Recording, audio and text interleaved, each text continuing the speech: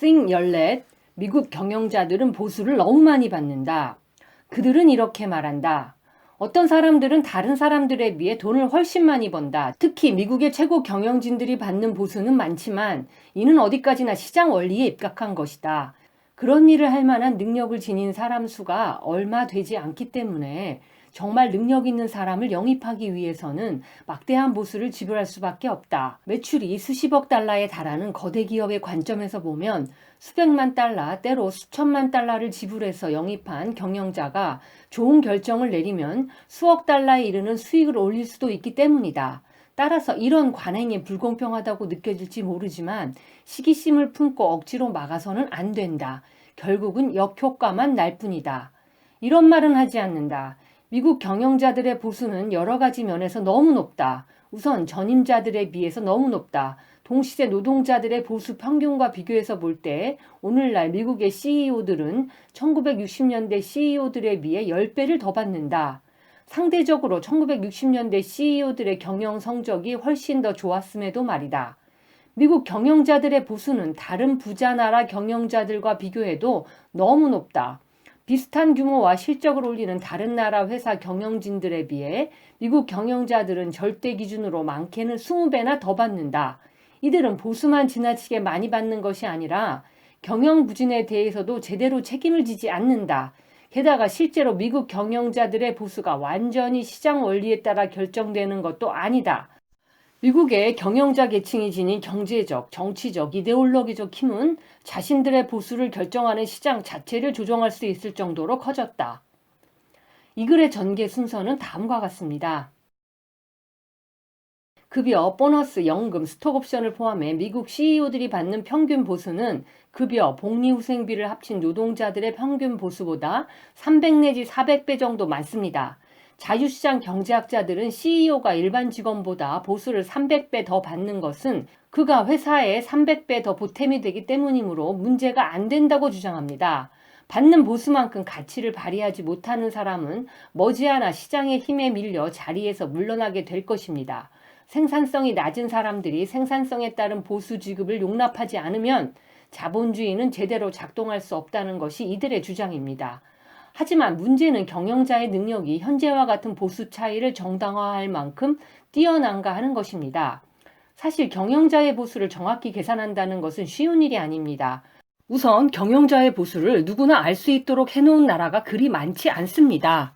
보수의 급여뿐 아니라 회사에서 받는 모든 혜택을 포함하려면 스톡옵션까지 넣어야 하는데 이 스톡옵션의 가치는 지금은 정확히 산정할 수 없으므로 추정할 수밖에 없습니다.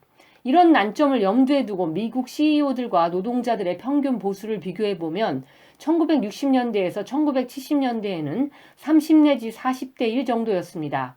이 비율은 1980년대 초반부터 급격하게 상승하기 시작해서 1990년대 초반에는 100대 1, 2000년대에는 300 내지 400대 1 수준에 달했습니다. 물가 상승률을 반영해 2007년 달러화 가치를 기준으로 한 미국 노동자의 시간당 평균 임금은 1973년 18.90달러에서 2006년 21.34달러로 상승했습니다. 33년 사이에 13%가 올랐으니 1년에 0.4%씩 늘어난 셈입니다. 임금과 복리후생비를 합한 전체 보수를 기준으로 하면 상황은 더 좋지 않습니다. 다시 말해 미국 노동자들의 보수는 1970년대 이후 실질적으로 거의 오르지 않았습니다. 그 기간 동안 개별 보수는 거의 증가하지 않았지만 가구당 수입은 높아졌으니까 미국 사람들의 생활 수준은 향상된 것입니다. 그러나 이는 많은 가정이 맞벌이에 나섰기 때문입니다.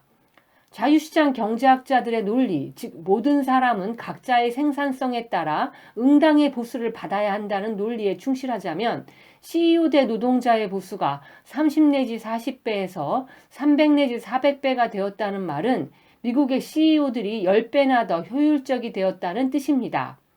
좋은 교육과 훈련 덕분에 미국 경영자들의 자질이 전반적으로 좋아졌을 수는 있지만 그렇다고 과연 한 세대 전 경영자들에 비해 자질이 10배나 좋아졌다는 것이 있을 법한 일입니까?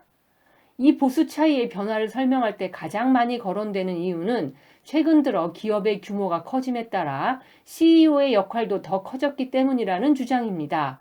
물론 이 주장에도 일리는 있습니다. 그러나 기업 규모가 커진 것이 주된 이유라면 미국 기업들의 규모는 꾸준히 커지고 있었는데 왜 CEO의 급여는 1980년대에 와서야 갑자기 인상되기 시작했을까요? 게다가 같은 논리를 노동자에게도 어느 정도는 적용해야 하는 것 아닌가요? 현대 기업은 분업과 협력을 적절히 조화시키기 때문에 돌아갑니다. 따라서 CEO만 기업의 성과에 영향을 미친다는 논리는 대단히 잘못된 것입니다. 또 이들보다 훨씬 적은 보수를 받으면서 비슷한 규모의 기업을 경영하는 일본이나 유럽의 CEO들은 어떻게 된 것입니까? 미국을 제외한 13개 선진국 기업의 CEO들이 받는 보수 평균은 미국 기업 CEO 보수 평균의 44%에 지나지 않습니다. 거기다 이 숫자는 미국 CEO들이 많이 받는 스톡 옵션을 계산에 넣지 않은 값입니다.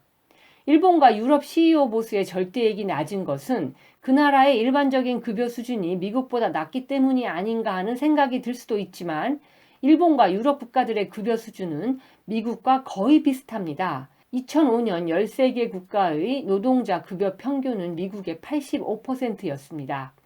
미국 노동자들은 경쟁국에 비해 15%밖에 더 받지 않는 반면에 CEO들은 적게는 2배에서 많게는 20배를 받습니다. 그럼에도 미국 기업들의 실적은 일본과 유럽 경쟁사들과 비슷하거나 떨어지는 경우가 많습니다. 미국 그리고 미국 다음으로 CEO 대 노동자 보수 비율이 높은 영국 CEO들의 보수 체계는 CEO들에게 일방적으로 유리하게 만들어져 있습니다. 과도하게 많은 급여를 받는 것 말고도 경영을 잘못했을 때 그에 따른 징계를 받지 않습니다. 최악의 경우 일자리를 잃을 수는 있지만 그럴 때에도 거의 대부분의 경우 두둑한 퇴직금이 보장됩니다. 이런 일에 우리가 신경을 써야 하는 것일까요? 자유시장 경제학자들은 그럴 필요가 없다고 말합니다. 이런 얼빠진 짓을 하는 기업은 어차피 경쟁사에 밀려나게 되어 있기 때문입니다. 보수 체계를 잘못 만든 기업들이 있을지는 모르지만 결국 그런 기업들은 시장의 압력에 의해 경쟁에서 지고 만다는 의미입니다. 그러나 경영진에게 공정하지 못한 보수를 주는 관행이 시장에서 벌어지는 경쟁을 통해 없어지려면 오랜 시간이 걸립니다. 최근 파산한 GM의 경우를 살펴보면 GM이 기울어 간다는 것은 최소한 30년 전부터 알려진 사실입니다.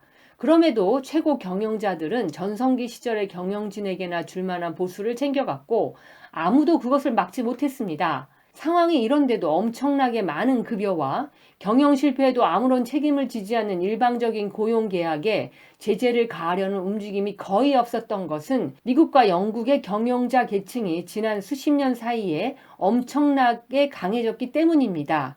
이렇게 된 데에는 그들이 지금까지 챙겨온 엄청난 보수도 한몫했다는 점을 간과할 수 없습니다.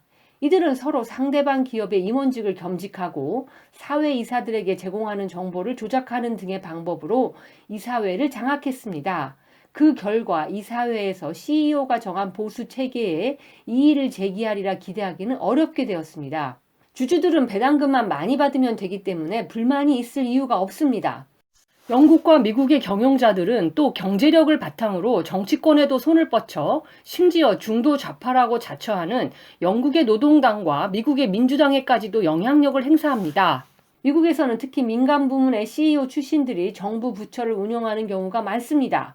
무엇보다 중요한 것은 이들이 자유시장 이데올로기, 즉 무슨 현상이든 그런 현상이 존재한다는 사실은 그것이 가장 효율적이기 때문이라는 이데올로기를 전파하는데 자신들이 가진 정치적, 경제적 영향력을 이용한다는 점입니다. 경영자 계층의 영향력은 2008년 금융위기의 여파에서 가장 적나라하게 드러났습니다. 2008년 영국과 미국 정부가 천문학적인 액수의 세금 수입을 자금난에 빠진 금융기관에 쏟아붓게 되었을 때에도 그런 실패에 책임을 진 경영자들은 거의 없었습니다. 영국과 미국의 납세자들은 정부의 긴급 지원을 받은 기업들의 사실상 주주가 되었음에도 저조한 실적을 낸 CEO들에게 책임을 물을 수도 급여를 제한하도록 강제하지도 못했습니다. 이것은 영미 경영자들이 얼마나 강해졌는지를 보여주는 예라 할 수 있습니다. 시장은 비효율적인 관행을 저절로 사라지게 만드는 힘이 있지만 이는 아무도 시장을 자기 마음대로 조종할 수 없을 때에만 가능한 일입니다. 오랜 세월에 걸쳐 그런 관행이 사라질지는 모르지만 일방적인 보수 체계가 있는 동안은 경제 전반에 큰 손실을 끼칩니다. 노동자들은 계속되는 임금 하락 위협, 간단해진 해고 절차와 정규직을 대체하는 임시직의 증가, 그리고 지속적인 다운사이징 등으로 압박을 받는 반면에 경영자들은 이렇게 해서 창출한 추가 이윤을 주주들에게 분배해서 그들이 경영진의 과도한 보수를 문제 삼지 않도록 합니다. 주주들의 입을 막기 위해 배당금을 극대화하려면 투자가 위축되고 결국 기업의 장기적 생산 능력이 약화될 수밖에 없습니다. 여기에 경영진의 과도한 보수까지 보태면 영미 기업들은 국제 경쟁력을 잃게 되고 결국 노동자들의 일자리만 없어지고 맙니다. 2008년처럼 일이 잘못되는 규모가 걷잡을 수 없이 커지면 기업을 회생시키는 데 납세자들의 돈이 엄청나게 들어가지만 경영진은 그야말로 거의 생채기 하나 나지 않고 사고 현장에서 걸어 나올 수 있게 됩니다. 미국 경영자 계층이 시장을 조종하고 자신의 결정이 부른 부정적인 결과를 다른 사람들에게 전가할 수 있을 정도로 정치적, 경제적, 이데올로기적 영향력이 강해진 마당에 그들에 대한 적절한 보수 체계가 시장의 힘에 의해 결정되고 있고 또 결정되어야 한다고 생각하는 것은 환상일 뿐입니다.